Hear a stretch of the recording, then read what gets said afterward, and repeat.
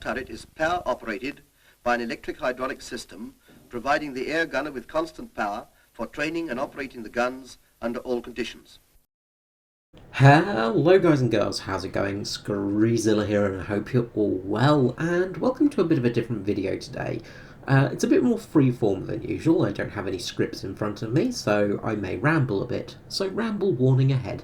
I'd also suggest getting a nice cup of tea for this one. So, as you've probably noticed with the title and the plane in picture, today we're talking about the Boulton Paul Defiant, listed as one of the worst planes of World War II, the worst RAF planes of World War II, the worst planes in general of World War II. However, I don't think it deserves this reputation. Yes, this is a video in defence of the Defiant, which is a hard thing to do, I know, but I'm going to try anyway. Now, the Boulton Paul Defiant was an evolution from the Hawker Demon, a biplane which had a turret in it. Now, the Defiant also had the Boulton Paul turret in it, which was a very famous turret used mainly by the... My brain is going to tick over now. B-34. So it was a very useful turret. It did get used by many other planes as well. The Nash and Thompson turret ended up getting used a bit more. The Defiant's turret was actually a work off of a French aviation company's turret, the SAMM. I won't pronounce their full name because I can't. But it was an evolution of that. It had equipped in it 4 303 Browning machine guns. So a fair few guns for the plane at the time. Now, these were considered to be very good guns at the time. This is, in the early days of the war, 1938, 1939, just before everything started getting cannons and things like that. So it had plenty of guns on board. More than most actual fighters at some stages. Things like the Gloucester Gladiator, for instance, having mainly 2 of these guns. The Boulton Paul Defiant was basically needed because the RAF had a believing that come war, come fights with Germany, bombers were going to be the winning factor. And they wanted a plane that was capable of intercepting them. Now, you could go, well, that's what fighters are for, but no, the RAF wanted a dedicated interceptor for bombers. Fighters were still fighters. This was going to be an interceptor. They thought that bombers were going to be capable of a much faster speed, especially the twin-engine bombers. Things like the Wellington, the HE-111, the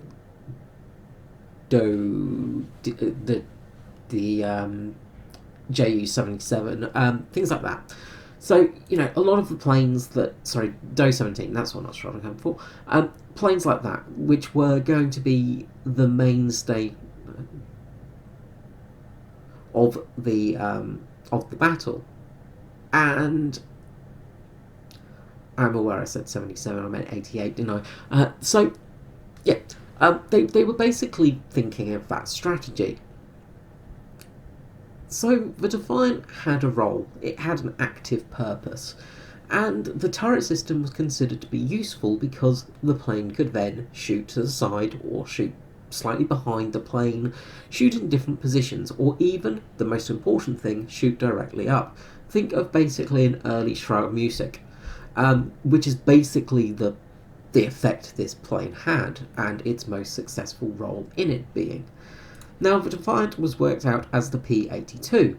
Hawker had a prototype version that they were trying to get into the action as well with the Hawker Hotspur. However, Hawker abandoned that as they had too much work going on with the Hurricane at the time. Now, if you look at the Defiant and the Hurricane, they look very similar. There are very similar proportions, very similar looks. The main difference, however, is the Defiant has about 5,000 kilograms more weight in it. It's a very heavy boy. And that's mainly, because of the turret. It doesn't help things. But having a Rolls-Royce Merlin engine in it. It originally had the Merlin 3 in it. Eventually it would go to the Merlin 20. It had plenty of punch.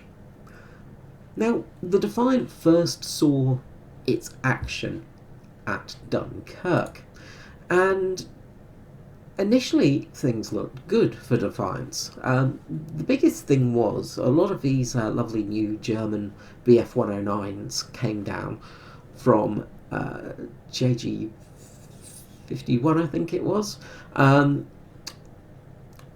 and descended on the enemy.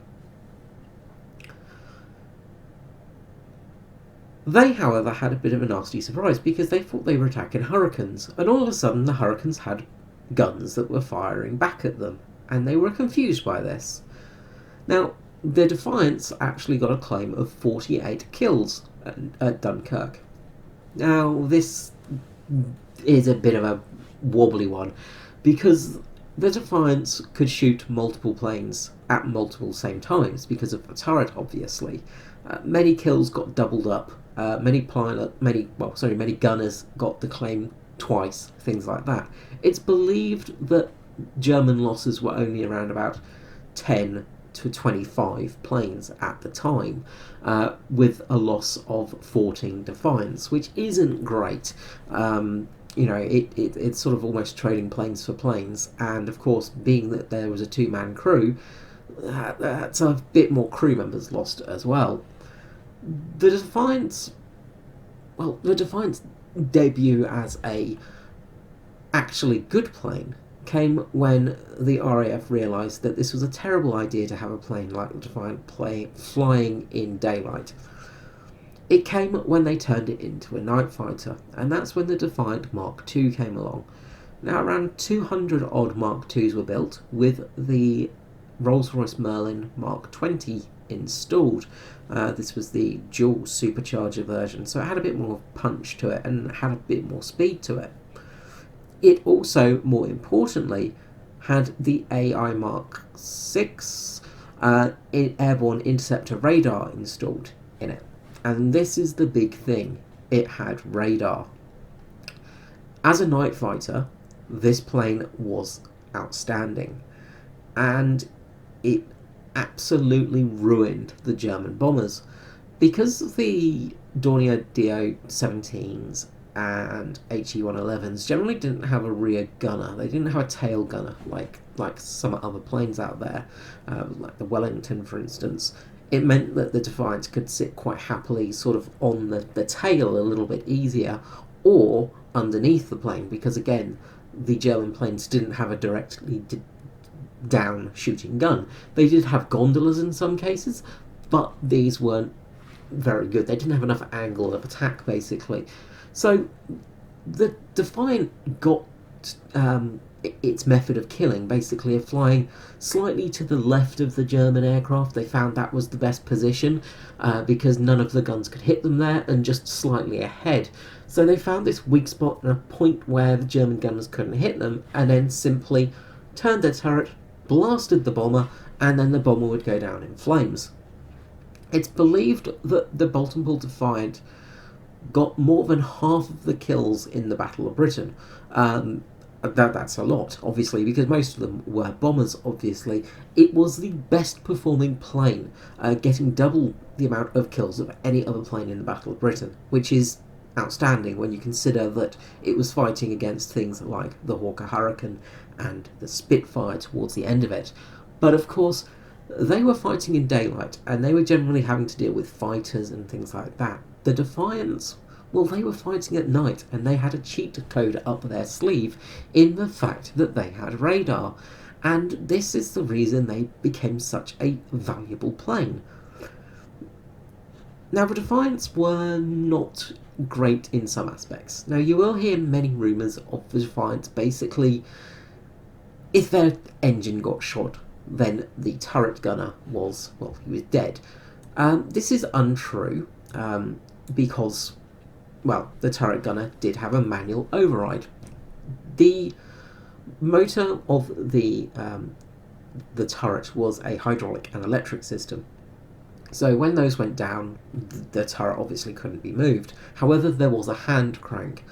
The unfortunate thing though with the Defiant is you had to have the gun turret facing off to the side for the gunner to get out. You couldn't get out of it if the gun was sort of pointing forwards or backwards. You had to be in a side position to get in and out of the turret, as we've probably seen in the video. Which did make it a little bit risky for those guys. As you can see here, side getting out, that's how you get out of the turret. I almost timed that exactly right, actually. And of course, this meant that some poor, unfortunate gunners did get stuck in there, but there was a manual override with the hand crank. Now, Bolt and Pull, they didn't have the most successful aircrafts in the world, and I will be amiss to mention the Rook, of course, the naval variant, which took much inspiration from the Defiant. Very similar planes, of course, but a bit different in their ways.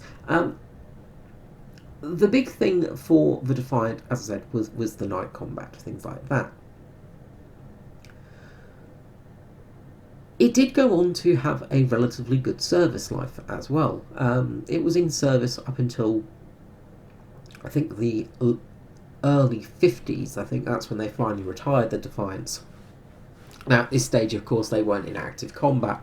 In active combat roles, they'd been pretty much pulled out of use. But they were in roles as trainer aircraft, as tug aircraft, and most importantly, as ejector seat trialling aircraft. Because of that ball turret in there, it made it perfect to test ejector seats, because you had a rather large place to pop a ejector seat and test it in moving flight. The Martin Baker Company had purchased a few Defiants for this task, and did various trials with the ejector seat and a dummy in there, and with dummy launchers, things like that. It was a very handy plane. The last of the Defiants to be in actual sort of use and general use were actually in India. Many of the planes got shoveled off to the Commonwealth nations and India and places like that, and they were used as target tugs. Again, a role which was very useful. All in all, Australia, India, Canada, Poland, United Kingdom, and obviously all used the planes, and the United States actually did get a couple of Defiants as planes to test as well. The Defiant's max speed was around about 300 miles per hour, about 500 kilometers per hour. It had a good service ceiling of 17,000 feet, and its cruise speed of about 300 kilometers per hour was not bad at the time. It was a very capable plane. The 4 303 Brownings, obviously, were not the best guns in the world, but they weren't the worst either. All in all, the Defiant is a plane that gets a lot put onto it. It's a plane that people make fun of, and it's a bit of a meme where people make jokes of the plane saying it's an absolutely terrible vehicle, which it wasn't. This is one of the big problems with history, is people look back on it and look at some of the things and go, well, that's absolutely useless. 141 Squadron and 264 Squadron did have some very good success with the turreted fighter, even to a point where they had worked out ways of dealing with Bf-109s by going into a Lothbury Circle descent, which is basically where, because I can't remember the actual one, it's sort of just a slow descent where you sort of gently go down in a slightly defensive circle, basically. So it's almost like the verbal type move. It did have some success as that as well. Bolt and Pull themselves did go on to actually put another plane in proposal as well. Not the biggest aviation company in the world. They did have some success with their bombers. The Bolt and Pull trying to think now, the actual Bolt and Pull Overstrand, that's the one, was a successful bomber at the time. It was basically very similar to the Vickers Vimy and Handley Page, that sort of plane, and it did have some good success. Bolt and Paul did go on to also have a couple of later war prototypes. The most interesting to me is, I can't actually remember what the number is, in 1944 they went on to actually have a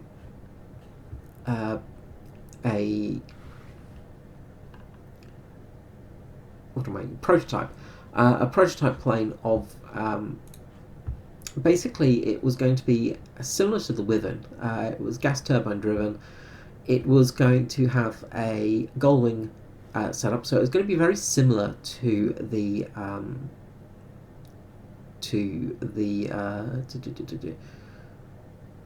brain start working, please.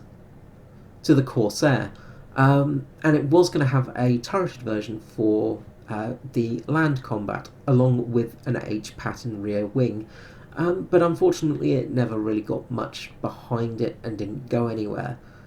But after that, Bolt and Paul really not much more came of it. They're mostly known for their turrets. Anyway, I'm going to finish up here, so I hope you've enjoyed this, and I hope this has changed your mind for the Bolt and Paul Defiant, a plane that is very unloved, but not deservedly so. Thanks for watching. I'll see you again. Bye bye. And before I forget, if you did like this video, please subscribe and give it a like and share it around with your friends. They're more than welcome to have a watch if they are interested in military history. And one last thing as well, I have been a little bit less active lately, just been a bit sick, so I apologise about that. Anyway, if you liked this style of video, let me know and I may do more in the future. It's a little bit off the cuff, just something a bit different I thought I'd try out. Okay, for real now, bye bye.